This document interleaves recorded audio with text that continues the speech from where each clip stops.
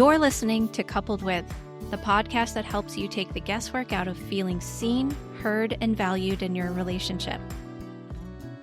If you've ever felt stuck in the same arguments, struggled to stay connected, or wondered how to better communicate with your partner, you're in the right place. I'm Dr. Rachel Orleck, a couples therapist and coach, and together, we're going to make relationships make sense. Let's dive in.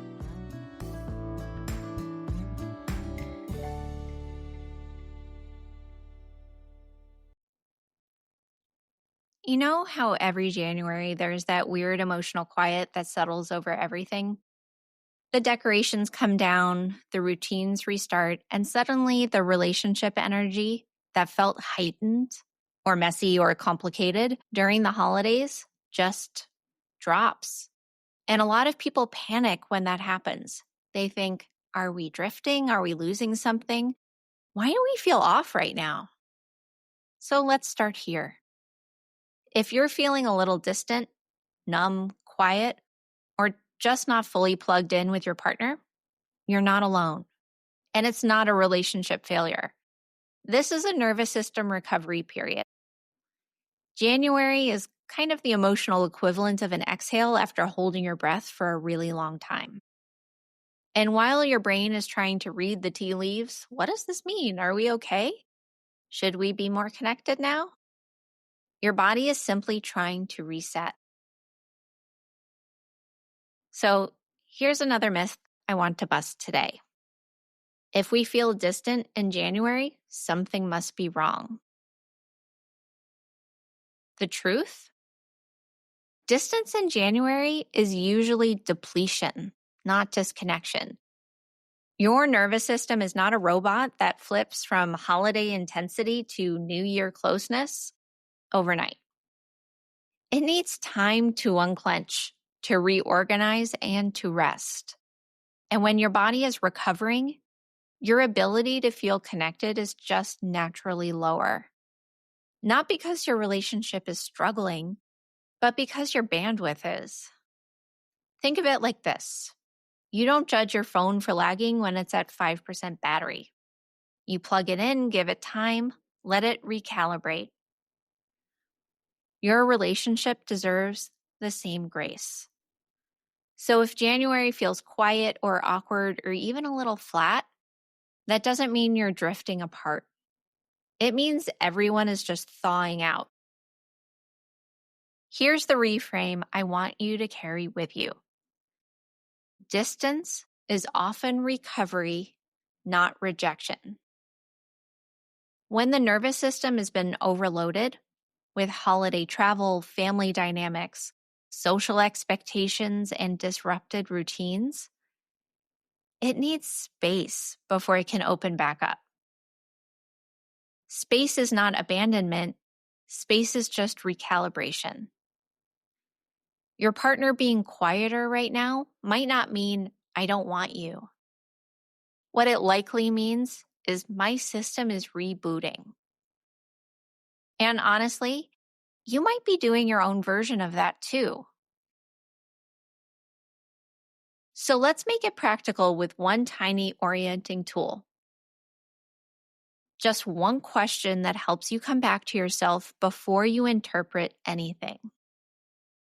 Ask yourself, what does my body actually need right now? Space, support, or softness? If the answer is space, take a beat. Breathe. Let yourself settle without assuming it's about your partner.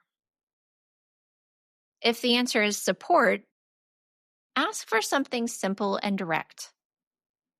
Can you sit with me for a minute? Can we talk later tonight? Can you hold my hand for a bit? Not a big talk, a tiny anchor. And if the answer is softness, offer one gentle gesture toward your partner.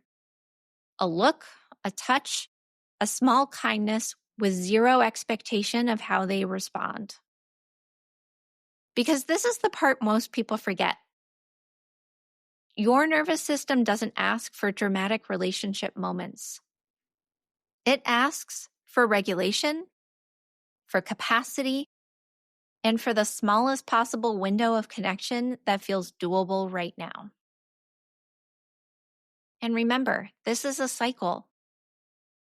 When you reach out with softness, your partner is much more likely to reach back with the same. So if January feels quieter than you expected, I want you to repeat this to yourself. We are not backsliding, we are recalibrating. Connection doesn't disappear in the quiet. It might just need to rebuild there for a bit. And if you're listening to this and thinking, okay, but how do we actually move from recalibration into real connection? That's exactly what I teach inside my private practice and the Attachment Revolution. Not perfection, not performance, not New Year's resolutions, but the nervous system skills that help you reconnect consistently in tiny moments throughout the year. For now, all you need is the question, do I need space, support, or softness? Let your body answer first. Then let your relationship follow. I'll see you next time. That's it for today's episode of Coupled With. Thank you so much for spending this time with me. If this episode resonated with you, I'd love for you to hit subscribe so you never miss what's next. And if you found it helpful, please share it with a friend or leave a quick rating and review. It really helps more than you know. And if you're curious about how we might work together or want more resources to strengthen your relationship, head over to my website, www.drrachelorleck.com. You'll find free tools, podcast extras, and ways to go deeper. Thanks again for listening, and I'll see you next time.